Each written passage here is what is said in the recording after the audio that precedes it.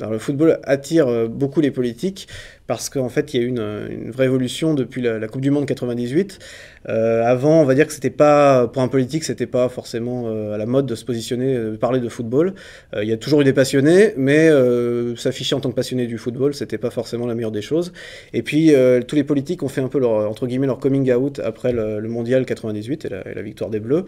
Et c'est devenu incontournable de parler football. Alors c'est vrai que les médias sollicitent beaucoup les politiques aussi sur le sujet, mais c'est un véritable phénomène de société et c'est incontournable et on assiste parfois à des récupérations comme on l'a vu en Afrique du Sud lors du dernier mondial. Au départ, bon, il y a des Bleus qui ont des très mauvais résultats sur le terrain. Et il y a cette fameuse crise morale liée à l'affaire du bus de Naïsna. Et là, les politiques ont pensé qu'il fallait intervenir, et c'est devenu une véritable affaire d'État, au point que la FIFA a rappelé à l'ordre l'État français. Bah, Jean-Luc Borloo doit, on peut dire, quasiment tout au football, sans exagérer. Donc, comme vous disiez, au milieu des années 80, il était avocat d'affaires, c'était un brillant avocat d'affaires, il faisait partie des plus fortunés au monde.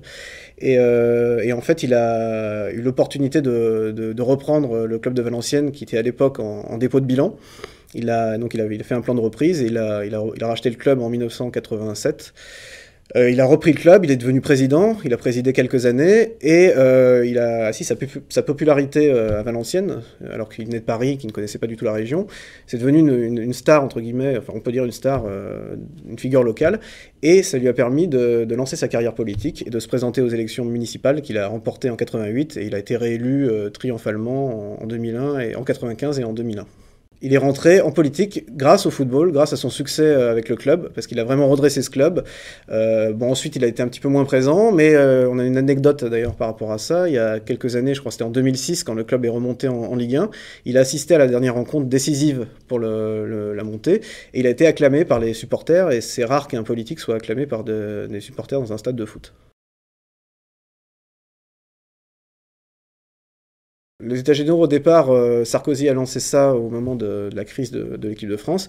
Là, ce sont comme des ateliers des ateliers de travail, des travaux pratiques, enfin des travaux en tout cas entre des spécialistes de la question. C'est surtout des gens du monde du foot et quelques politiques qui ont un rapport direct avec le monde du foot.